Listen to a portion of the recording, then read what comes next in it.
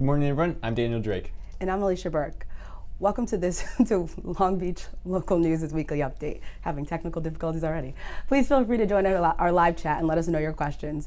We'll try our best to address as many as we can throughout the show. We've got some exciting stuff coming up today, starting with an uproar at LBUSD headquarters this past week, celebrating the Memorial Trans Health Clinic's first anniversary here in Long Beach, hearing from a special guest with us about Domestic Violence Awareness Month, updating you on Long Beach Transit's new reductions to student fares, and finally we will be discussing a local nonprofit who has proven pivotal in the activation of policy to combat homelessness throughout the city, which I know is a hot topic for a lot of people right now.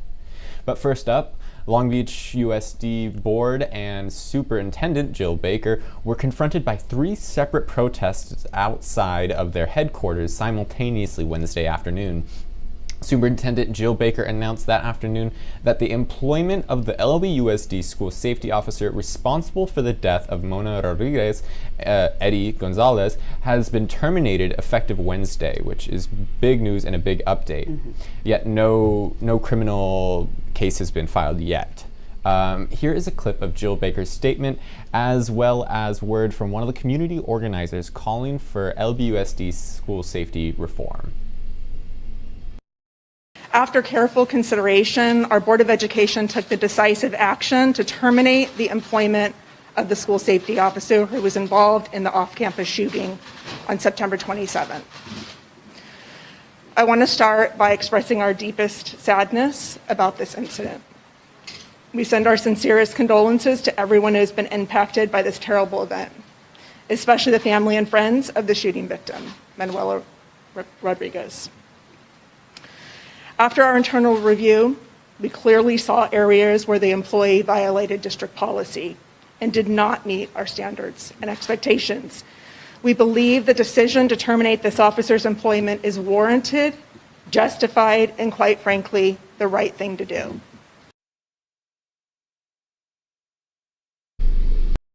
The community, everyone here today, have come together to call for 3 demands. The first one is to fire Eddie Gonzalez. We're thankful for the district to following through on that demand. Today, he was fired. The second one is that we want the SSO department removed, dismantled, and rebuilt. We want that to be a process that involves the community with community and has the community a partnership to make sure that that happens. We need to make sure that safety includes mental health professionals, parents, students, and also other community members that have the skill set to bring community together and interconnected. And so that's our second district, and we want, that's our second goal. And the third goal is to make sure that community is heard and supported. So in addition to the update on the Mona Rodriguez protest, the CSCA union was demonstrating for to call for better pay and safety resources as LBUSD employees. They're the administrative and support staff of all these schools that are not getting the raises similarly to the faculty and teachers. So it's going to be an interesting battle for them. And you also got to interview a couple people out there who were saying, we just want what we're owed, or we want to feel like we're being appreciated during this time. Yep, definitely. And they had a lot of passionate words to be said. And they were among a lot of different voices that were calling to be heard from the board and the superintendent. So in addition, as a part of the large crowd waiting to be heard by LBUSD board was a group calling themselves the Long Beach Parents United, organized in protest of the new vaccination mandates for school children within LBUSD. We had a chance to speak to several of these participants, and here is a clip from that conversation. I think my signs basically say it. I think when there's a risk, there must be a choice. And to have any kind of a mandate for teachers or children is completely wrong. This vaccine does carry risks, and I believe everyone deserves to make a choice on their own. Nothing should be forced. Do you have children in LBUSD currently? I just polled them. I've taken my children out. They're now homeschooled. So that's a powerful statement, to be so passionate about an issue that you're willing to remove your children from public education and then move them into homeschooling. And a lot of parents do feel this way, and that was the reason that they were out there. There was nothing malicious about the protest, which was nice. It was just people with different views being heard by the school district. So, hopefully this conversation, continues and we get some resolution, because it's not going away. Yeah, and I mean, it's a complicated issue, especially considering that there are aspects of misinformation that were going on even in the conversations that I had a chance to have with these people trying to be heard. Yeah. But hopefully something productive comes out of it that's in the best interest of the kids and the families involved. Absolutely, and we'll definitely keep you updated with that story. So moving on, the LBGTQ clinic at Memorial Care Long Beach Medical Center is celebrating their 1-year anniversary. The clinic offers primary medical care and acute services to all who identify as LGBTQ.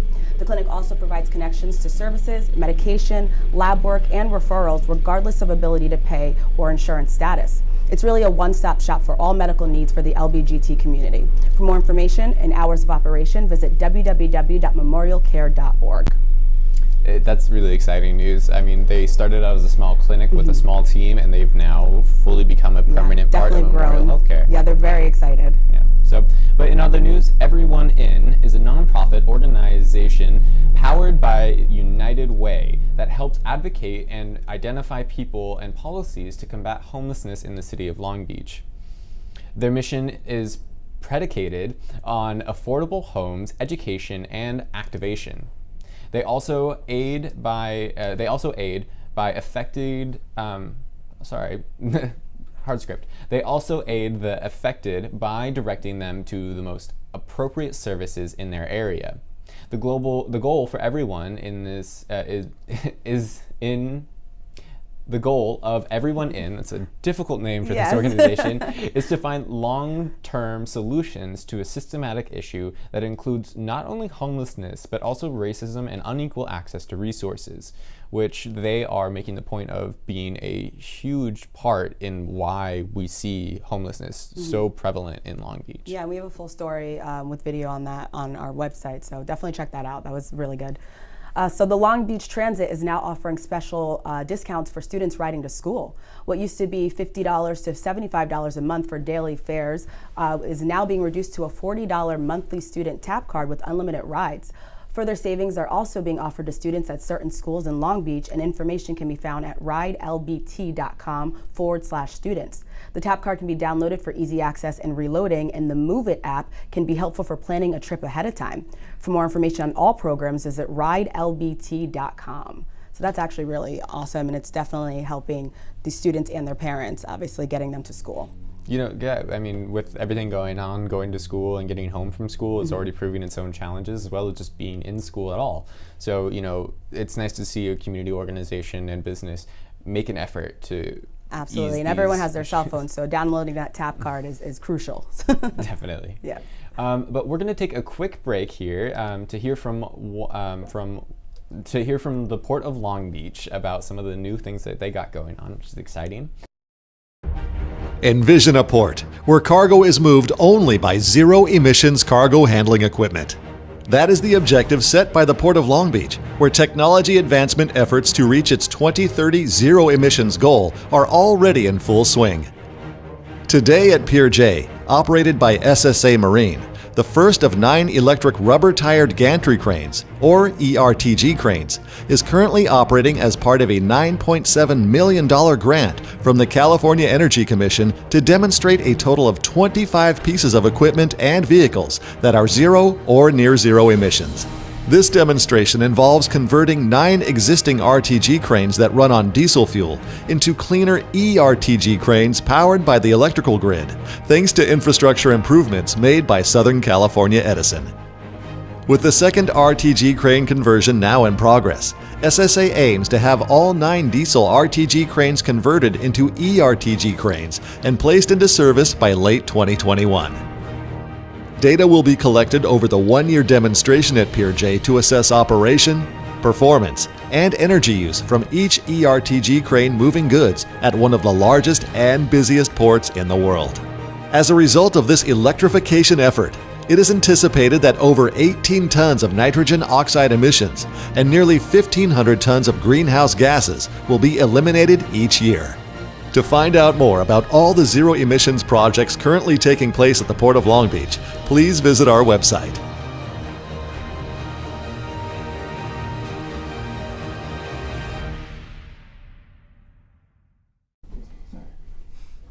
October is Domestic Violence Awareness Month. Today we are joined by Dean Lockwood, Director of Development and Community Outreach for Sukasa, a local nonprofit working to end domestic violence. Welcome, Dean. Thank you so much for joining us. Thank you very much.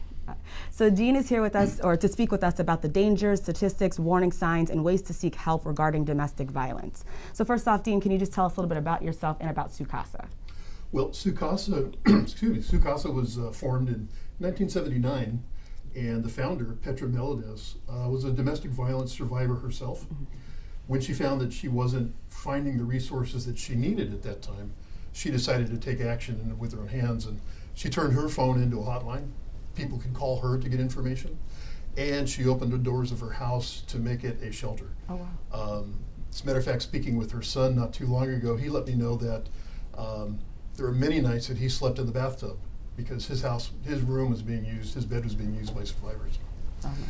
We've taken that and we've grown from that start to 2 shelters, a short-term domestic violence shelter, emergency shelter, where clients can come with their family and start the trauma healing and create a new path for themselves. And then from that point they graduate to the transitional shelter, which is up to a year. It's more independent living, and it's an opportunity to get into school or education, finish their education, to get the employment they're looking for. It's very goal-driven, and it helps them reintegrate back into society. That's amazing. We also offer a hotline. Last year we took over 2,500 phone calls on that hotline. Oh, wow. Okay. So, I mean, it's awesome to know that this was like a personal start to the organization. But what are some of the like explicit services that are offered?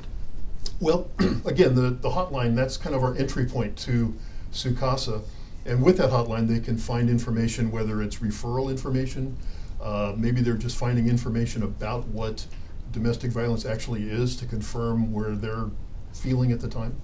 It could be in an emergency situation where they need to leave the house with their children and find emergency shelter. We can help with our emergency shelter. We've placed clients in hotels, especially during this past couple of years with COVID, or even to help them find emergency services in a new location. Security, safety, secrecy are all very important to us. And so in addition to the hotline, what are other ways that people can contact you all? Do they come in person or? Absolutely. Our website gives a lot of general information, sukasa.org. We do have a walk-in office that's located on 3750 Anaheim Street, East Anaheim Street in Long Beach.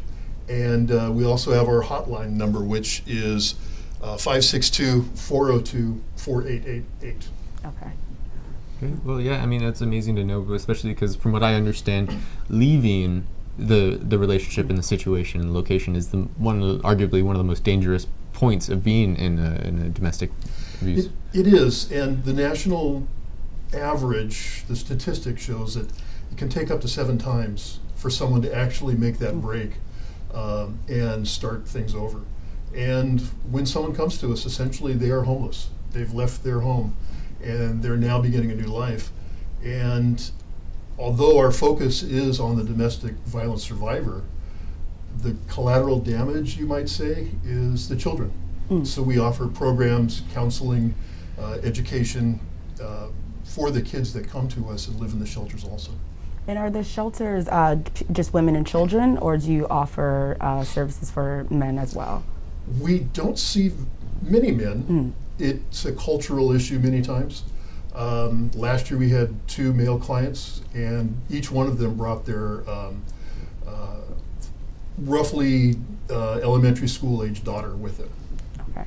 So we do, and they get the same treatment. And many times the women in the shelters rally behind them because they know the extra effort and the extra challenges that it took to actually make that call to get help. Yeah. Because I'm sure there's so much like stigma surrounding that kind of a situation as well. Absolutely. Yeah. Absolutely. And it's the statistics, national statistics aren't that far off. 1 in 4 women and 1 in 7 men will face a violent interpersonal abuse situation. So it's not that much of a difference in the amount. So those that are seeking help are really making a big decision. So how can the Long Beach community help your organization and other organizations that are helping to stop domestic violence? Absolutely. It's a little more challenging with COVID, of course. We tend to keep a hands-off approach when it comes to no touch kind of a situation. So it's difficult to take physical items into the shelters, but people can go to our website and we can donate through our website cash. Gift cards are always exceptional, and we do have an Amazon wish list on our website as well. Okay, that's awesome. Yeah, so you mentioned the hotline, the website, and the telephone number. Can you just give this to us one more time, just so people have it? Absolutely. Our website is www.sucasadv.org, and our hotline number is 562-402-4888. Is that 4? 8. It's 4888. Okay, thank you so much. Again, thank you, Dean, for joining us. And please, if you're in a situation, definitely reach out. There are so many resources that are out there to help you in this community. Absolutely. We'll be right back after a short break. And again, thank you, Dean. Envision a port where cargo is moved only by zero-emissions cargo handling equipment. That is the objective set by the Port of Long Beach, where technology advancement efforts to reach its 2030 zero-emissions goal are already in full swing. Today at Pier J, operated by SSA Marine, the first of 9 electric rubber-tired gantry cranes, or ERTG cranes, is currently operating as part of a $9.7 million grant from the California Energy Commission to demonstrate a total of 25 pieces of equipment and vehicles that are zero or near zero emissions. This demonstration involves converting 9 existing RTG cranes that run on diesel fuel into cleaner ERTG cranes powered by the electrical grid, thanks to infrastructure improvements made by Southern California Edison. With the second RTG crane conversion now in progress, SSA aims to have all 9 diesel RTG cranes converted into ERTG cranes and placed into service by late 2021. Data will be collected over the 1-year demonstration at Pier J to assess operation, performance, and energy use from each ERTG crane moving goods at one of the largest and busiest ports in the world.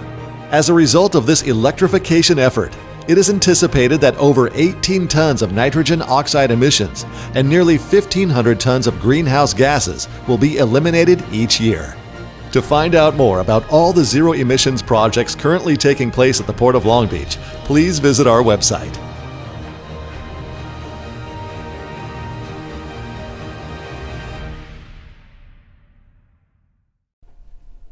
Well, I mean, it's great to know that there's so many resources available for something that's such a prominent issue. Absolutely. Definitely. And thank you once again to Dean for coming on and sharing that with us. And once again, it's Domestic Violence Awareness Month, but this is something that's ongoing throughout the year. So definitely reach out if you need that help. Yeah, because it doesn't just end today, or this month, but this is a good month to get involved if you can. Absolutely. So those resources are available. So please, if you can, help. And we'll definitely be highlighting more, local shelters and local resources throughout the month, as well as some breast cancer awareness. It's also a month to recognize that as well. So, yes. But let us know what's going on in your area. If you see any news in your neighborhood, call or text us at 562-653-NEWS. That's 562-653-6397. Thank you for watching. Please stay safe and enjoy your weekend. Don't forget to tune in next Friday to find out what's new in Long Beach, from local attractions to breaking news. I'm Alicia Burke. And I'm Daniel Drake. This has been your weekly update with Long Beach Local News.